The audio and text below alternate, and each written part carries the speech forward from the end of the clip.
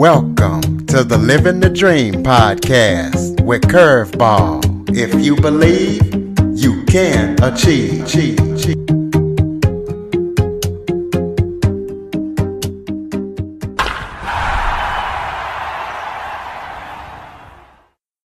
Welcome to the Living the Dream with Curveball podcast, a show where I interview guests that teach, motivate, and inspire. And today we're going to be talking about managing chronic stress and burnout symptoms, as I am joined by Orlando-based clinical pharmacist, Hollie Sturgeon. She is a clinical pharmacist, a burnout recovery guide, and an author with over a decade of experience with helping her patients manage chronic stress and burnout symptoms. So, Hollie, thank you so much for joining me today. Oh, thanks for having me. Well, why don't you start off by telling everybody a little bit about yourself? Okay. I am a clinical pharmacist, like you said. That's a little different than your community pharmacist. So you're not going to find me in a Walmart or a CVS. Where you'll find a clinical pharmacist is in your hospitals. All hospitals have a pharmacist. And it's not that we're there to give out medicine or fill prescriptions while we're there. We are there as a resource for your doctors, for your nurses. So when your doctor has a question, if they want us to go ahead and figure out what's going on with your medication, if they want something fine-tuned, that's what they're there for. So slightly different take on your usual pharmacist, but that's what I do when I'm at the hospital. When I'm not at the hospital, I am helping people find their way through their journey of burnout from wherever location they happen to be at or whatever stage they happen to be at in their journey. I kind of guide them forward through until they're at baseline. So tell us what a burnout recovery guide is and tell us how you actually got started in being a burnout recovery guide. I'd love to do that. Okay, so a burnout recovery guide, basically I've been there. I went through the process when I went through my own burnout in early 2013. There really weren't a lot of burnout recovery guides. And so I was pretty much on my own at that point, figuring out how to get from where I was to where I needed to be. And so I started looking at recovery programs, at addiction programs, and anything that would give me some kind of a step forward. And when it really started to gel for me was when I found the concept that you cannot recover until you know what you're recovering from. And for me, that was a big light bulb moment because I thought, okay, I need to figure out what exactly it is that's driving this. It's not just some vague burnout. There's something more involved. And so I started really digging deep into what the areas of friction were for me, because friction builds heat, heat builds fire, and burnout, right? And what I discovered was there were certain areas in my work life that, well, it was a toxic work environment, a very toxic work environment. And when I got down to it, there were certain pieces that were driving that toxic area for me. The way that people treated each other was one of them. The way that there was some discrimination, that was one of them. And so I started looking at the pieces that were the problem. And I looked at what can I fix and what can't I fix? And I started working on the stuff I could fix. And that's how I started getting through my burnout. And that's one of the first, or that is the first step, that determining your friction points is the first step in my 5-step process. Determining your friction points, then deciding with these friction points, is this something that I can live with? Is this something that I can slowly fix? Or is this something that I can't fix. And for me, I started with the trying to fix it process, and I was able to get a couple things, but ultimately it did come down to the point where there was stuff that I could not fix. And so I had to make a choice to step back and start again with a different job.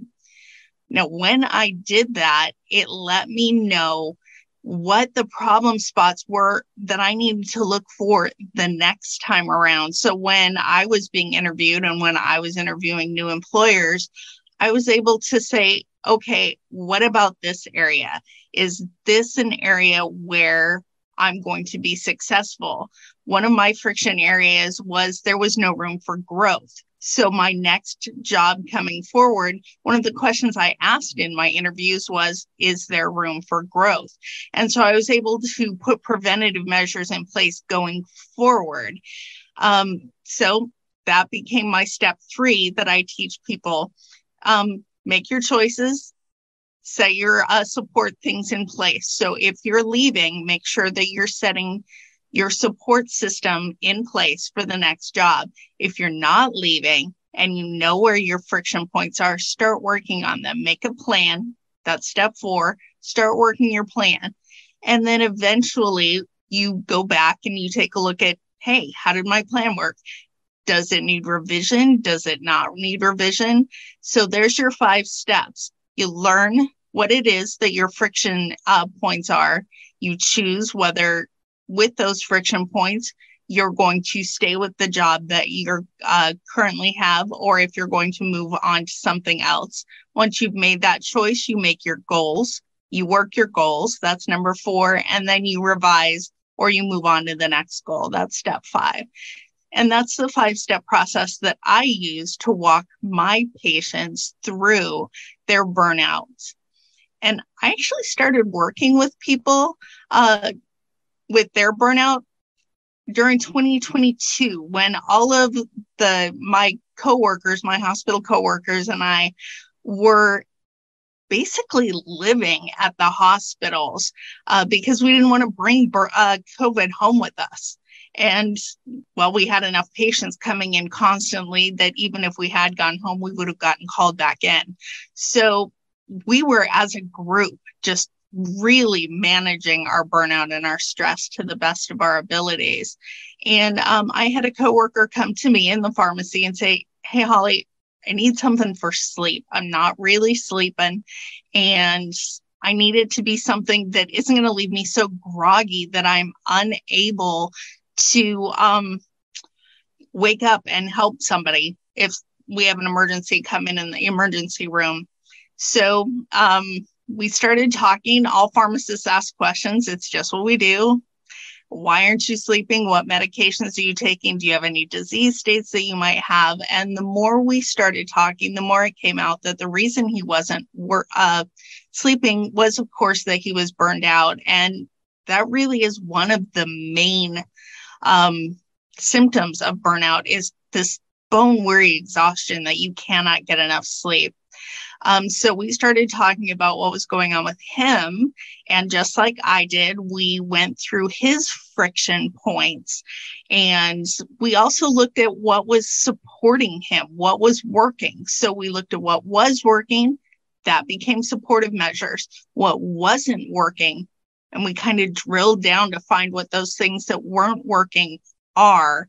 And then we used the two to create a plan for him so that he could start working forward. He could work on the friction points, see what he could reduce, and use those supportive areas to kind of help him along with that. And then the following day, 2 more people came to me and said, hey, Hollie, you did this for this guy. Can you walk us through our process as well? And the next day there were 2 more. And the day after that, there were 3 more. And we kind of, as a group, came together and figured out everybody's burnout recovery plan. And that's how I got started. Well, explain to people what burnout actually is and how it's different than regular stress. Okay. Regular stress would be your body's response to something well, stressful. So say you see a spider, or even something that agitates you on television, anything that would cause your body to release cortisol, the hormone cortisol, sorry about that, the stress hormone cortisol, which is your fight or flight response, and your heart starts to race, and your body dumps a bunch of glucose into your system, and you're ready to fight or run away. Think of it as your body needing to swerve out of the way if something came at you quickly. That would be regular stress.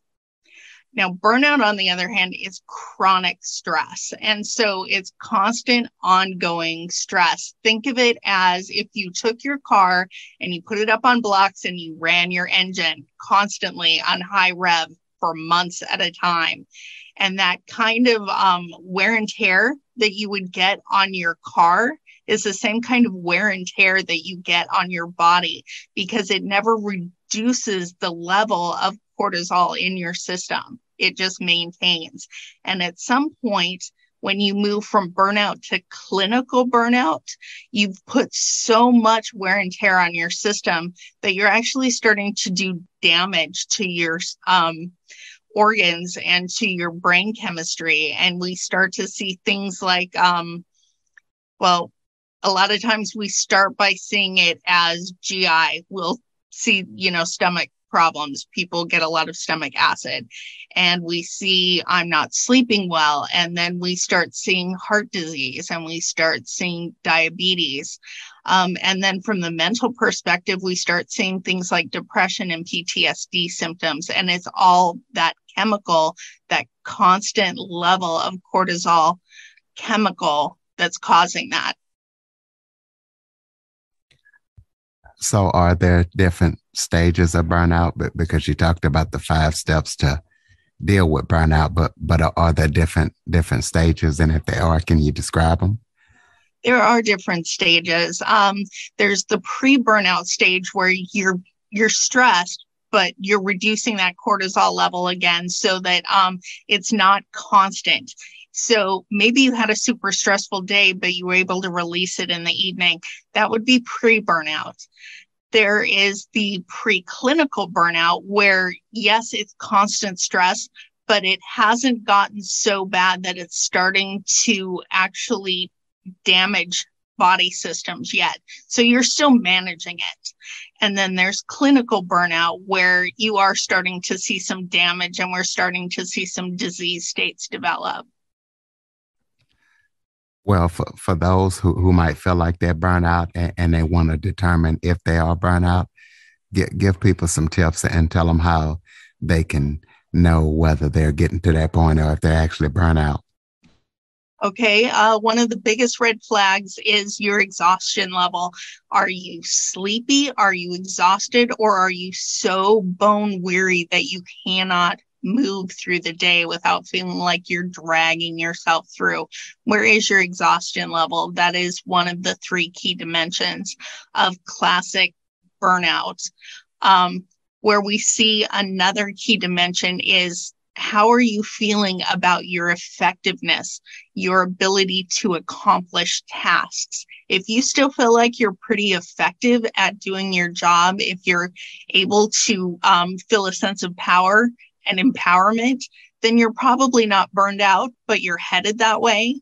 If you're at a point where you feel trapped and ineffective and powerless, you're probably headed to burnout. And then lastly, and this is a kind of a psychological protective mechanism from the other 2, you might start feeling detached from your job or really cynical. Like the human brain is hardwired to look for a why, to find meaning in what they're doing. And so if you feel like you're chasing your tail or spinning your wheels, there's not a lot of meaning in that, and your brain will disengage. Or the other option is you start looking at the people around you going, why are you so screwed up? That cynicism kicks in as a protection mechanism for your brain.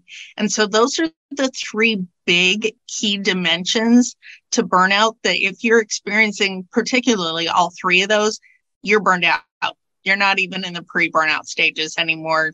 You're burned out. If you've got physical responses in the way of like stomach acid or insomnia, or you're starting to feel depressed, you're headed into clinical burnout. Well, what is the number one complaint that people who experience burnout have, and what do you recommend that would help them? The number one complaint that people, burnout sufferers have, is exhaustion. What I hear all the time is, I am too burned out to work on my burnout. And everybody knows if you don't start working on it, you're not going to fix it, but they're just too tired. And here's what's going to surprise you. The fastest way to start recovering from burnout is to play. Science has showed us that when you play, the chemicals in your brain send out, or the chemicals that your brain sends out are opposite to cortisol. So your body starts to flush that cortisol out. And if it's a cooperative game in particular, you get a faster response to that. And so you actually start getting rid of all that toxic chemical that's built up in you. Go play, which is silly, but it's great, right? Well, some people actually believe that burnout is a myth. What would you say to those who feel like, oh, there's no such thing as burnout? To the people that say there's no such thing as burnout, I point out that Freudenberger in 1974 was the first one to actually give burnout a name. So we've been studying this phenomenon since 1974. It's been around for quite a while. And it's not just in the United States. In Japan, they actually have a word for it. There is a word that means dying from overwork. It's called karoshi. And so it's a global phenomenon. We've known about it since 1974. And the frustrating thing is there has been so much controversy around it that the World Health Organization did not add it to the International Classification of Diseases until 2019. That's how long we've been debating, is this a real thing? And all the while, we've got people developing disease states and actually dying from it. Some people actually say resilience is a cure to burnout, but you actually cringe when people tell you that. Why is that? Resilience is fantastic. If you're putting those resilience support mechanisms in place, things like yoga and diet and exercise, and those resilience mechanisms in place while you're pre-burnout or even early stage burnout, it's going to help you, but it is not going to cure you, because those resilience mechanisms have nothing to do with the effect on your cortisol levels. And what we need to do is get that cortisol level down so that it's not building up and creating damage in the system. So resilience isn't going to get you there. It is not a cure if you are burned out. Tell everybody about your book. Tell us the name of it. Tell us what listeners can expect when they read it, and tell us how can we pick it up. Okay. Book is called Escape the Quicksand of Workplace Burnout, your 5-step stress recovery guide. And that's basically what you're going to get is the 5 steps. It'll walk you through it. We were hoping it would be coming out in November, but Hurricane Ian kind of hit us a little hard. So it set us back a smidge. It'll probably be out at the end of the year. And exciting stuff. We've actually started really leaning into the science of play. And I've gamified my 5-step process. I worked with some game designers to gamify it so that it's actually fun, and we can start using that cortisol washout to help with the process. So we're pretty super excited about that. So by the time the book comes out, we'll also have the game going as well. And that's pretty great. And we expect all of that to happen at the end of the year. You can find all of that on my website. Excuse me. burnoutdrhollie.com. Okay. So besides the game and the book, what other projects are you working on that people need to know about? Additional projects, I've started creating a course so that when I'm not available one-on-one, people still have access to the information in a timely and useful manner. And that information is on my website as well. Okay. Well, give out your website and any social media once again so people can keep in touch with you. Okay. My website is burnoutdrhollie.com. Social media, it's pretty much all burnoutdrhollie.com, Facebook, Instagram, Pinterest. You can pretty much find me almost anywhere at burnoutdrhollie.com. We'll close this out with some final thoughts. Maybe something that I forgot to touch on that you would like to talk about, or just any final thoughts that you have for the listeners. Oh, absolutely. One thing that I really wanted to make sure that your listeners had was something tangible that they could hold in their hands and find really useful. So I have set up a quiz to determine which of your personality traits is making you vulnerable to burnout. And you can find that at burnoutdrhollie.com/personality quiz. It takes about a minute is all to do the quiz. And then the computer pulls your unique answers in, runs it through a matrix, and spits out like a 9-page report for you. Not just about what the personality trait is, but where some pitfalls are, what the upsides to having it are, and some steps to get you started if you are currently burned out. Ladies and gentlemen, burnoutdrhollie.com, burnoutdrhollie.com. If you or somebody you know feeling burnout, follow, rate, review, share this episode to as many people as possible so that way they can get some help for their burnout before it gets to a dangerous level. Dr. Sturgeon, thank you so much for joining me today. Well, thanks for having me. It was fun. For more information on the Living the Dream podcast, visit www.djcurveball.com. Until next time, stay focused on living the dream.